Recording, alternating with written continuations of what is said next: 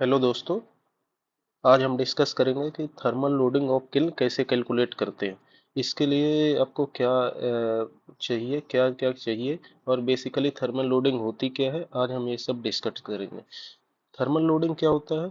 Total heat needed to heat the kiln and its content. ठीक है, ये होता है thermal loading. Thermal loading of a kiln is the amount of heat and energy required to rise the temperature of the kiln and the material inside the required operating temperature and maintain it during the heating process। ठीक है, ये होता है thermal. Thermal का thermal होता है, ये thermal loading होती है ना। ठीक है, अपने को इस थर्मल लोडिंग निकालने के लिए क्या क्या चाहिए। ठीक है, पहले ये देख लेते हैं। थर्मल लोडिंग निकालने के लिए सबसे पहले अपने को चाहिए कि किल में बर्नर से कितना कोयला फायरिंग कर रहे हैं। ठीक है, तो इसमें लिख देते हैं अपन यही चीज को, किल फायरिंग टीपीएच। ठीक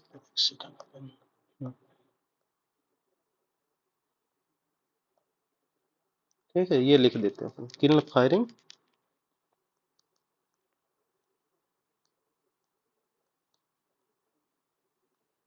टीपीएच ये कितना है।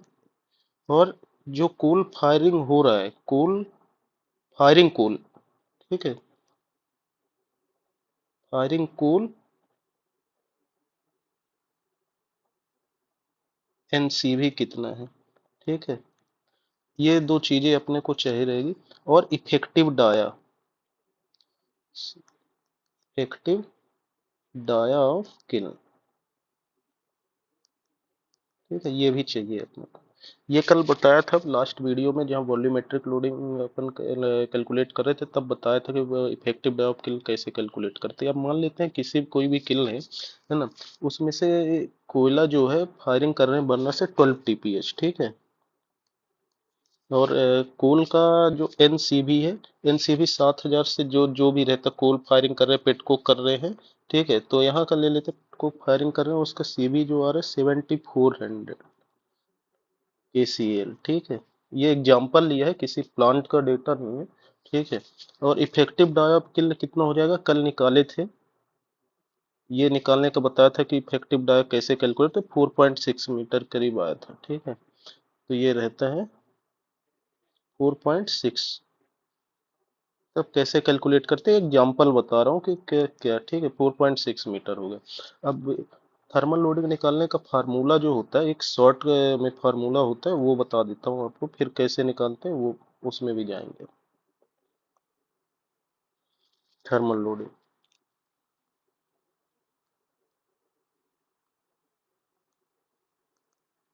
थर्मल लोडिंग निकालने के लिए कितना firing T cool firing TPH कितना फायरिंग कर रहे हैं, फायरिंग टीपीएच है ना,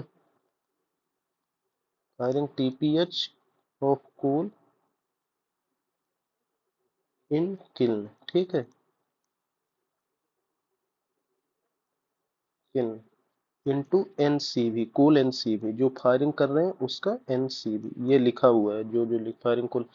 ठीक है, और इसके लिए क्या चाहिए, बर्निंग जोन का area, area of burning zone, तो pi into D R square by, R square होता है तो डी स्क्वायर बाई 4 कर देंगे तो आ जाएगा, आर स्क्वायर हो जाए इंटू 10 की पावर क्यूब। ये होता है फार्मूला अपना थर्मल लोडिंग निकालने के लिए। ठीक है, ये फार्मूले को, ये शॉर्ट फार्मूला, इसी को लॉन्ग करके भी कई कई फार्मूला बुक वगैरह में दिए हैं, तो आप उससे भी निकाल सकते हैं। और ये शॉर्ट फार्मूला है, इससे क्योंकि इससे सॉल्व करके करेंगे तो यही है, वो भी डिस्कस कर लेंगे एक बार। ठीक है, ये हो गया, इतना आ गया। अब इसमें से लिख देते thermal loading, specific thermal loading अपन निकालेंगे, थर्मल लोडिंग, थर्मल लोडिंग। ठीक है, ये निकालेंगे। फायरिंग कोल टीपीएच कितना बोलता है, 12 टीपीएच, एंड कोल की एनसीबी 7400। ठीक है, और पाई 3.14 पाई की वैल्यू, एंड डाया कितना ले लिया अपना 4.6 का होल स्क्वायर बाई 4 इंटू 10 की पावर क्यूब। ठीक, ये हो गया। अब इसे सॉल्व कर लेंगे, सॉल्व करना इजी कोई नहीं है। और इसको 12 इंटू 74 करेंगे तो कितना आएगा अपना 88,800। ठीक है, ये आएगा 3.14 इंटू 4.6 का होल स्क्वायर, इसे सॉल्व करेंगे तो अपना अगर 21.16 बाई 4 इंटू 10 क्यूब, और इसे 21.164 को एक डिवाइड करेंगे तो आएगा कितना, 5.29 है ना, 5.29। तो ये कर दे 3.14, तो अब इसे मल्टीप्लाई कर लेते हैं 80, ये हो गया 3.14 इंटू 5.29 इंटू 10 की क्यूब, ये हो गया। अब इसे सॉल्व करेंगे टोटल तो कितना आएगा, 800 डिवाइडेड बाय इन तीनों का, ठीक है इसे मल्टीप्लाई कर लेते हैं अपन, कितना आएगा 3.14 इंटू 5.29 इंटू 1000, ठीक है 16, सॉरी ये गलत पॉइंट नहीं है, 16,610.6, ठीक है ये हो गया। अब इसे डिवाइड कर देते हैं इसमें से, 88,000 में से तो 88,800 है ना, डिवाइडेड बाय 16,610.6, ये आ जाएगा 5.34, इसे करेंगे 5.34, ये आ गया अपना, क्या हो गया, थर्मल लोडिंग ऑफ किल, ये आ जाता है थर्मल लोडिंग, ठीक है।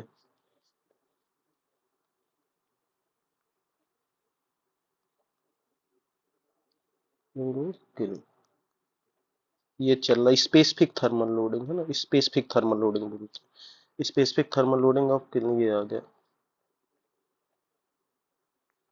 तो ये निकाल।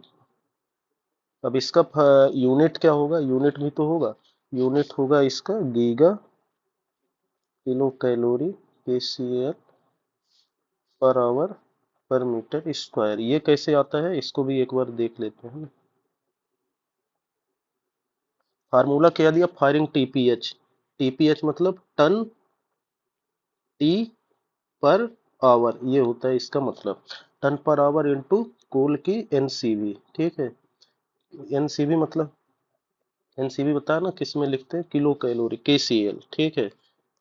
तो ये हो गया KCAL, ठीक है, किलो कैलोरी डिवाइडेड बाय क्या था, डाया D²/4, ये लिखा है ना D²/4, तो D² मतलब मीटर स्क्वायर, ये 4 और लिखने के क्योंकि न्यूमेरिकल वैल्यू, तो ये आ गया ना, क्या हो गया, टन इंटू कैलोरी हो गया ये अपना, इसमें गीगा KCl में मल्टीप्लाई होके पर आवर पर मीटर स्क्वायर, ये हो जाता है, ठीक है, ऐसे डेरी करते, ये हो गया।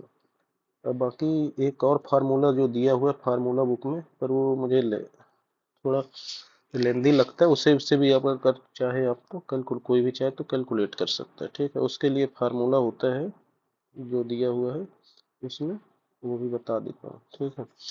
थर्मल लोडिंग का फार्मूला जो दिया हुआ है, स्पेसिफिक थर्मल लोडिंग बोलते हैं, ठीक है। तो उसमें कितने TPD कितना चल रहा है, TPD into SHC,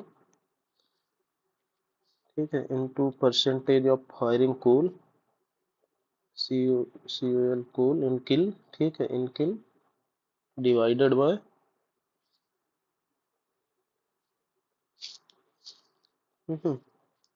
divided by ये अपना हो जाएगा पाई R² हुई पाई D²/4, ठीक है, इंटू 24, ये हो जाता है, और ये 10 क्यूब जो ये जो दिया है वो फार्मूला, ये इससे भी आप निकाल सकते हैं, अलग अलग मेथड जो आपकी इच्छा है ये आता। पर स्पेसिफिक थर्मल लोडिंग जो है ना कितनी होनी होती है मॉडर्न किल के लिए, अपनी जो दिया हुआ स्पेसिफिक थर्मल लोडिंग की रेंज जो होती है 4 to 5 है ना, गीगा KCl पर आवर पर मीटर स्क्वायर, ये है स्पेसिफिक थर्मल लोडिंग की तो ये आप ध्यान रख सकते हैं, ठीक है, ऐसे निकालते हैं। तो ये आप निकालने का इजी मेथड ये है, तो मैं इसलिए इजी अपने हिसाब से कर सकते हैं, जो आपको इजी लग रहा है। मुझे ये लगता है इससे कर लिया, इससे भी कर सकते, कुछ कोई इश्यू नहीं है। ठीक है, इससे आप कर सकते हैं। Thank you.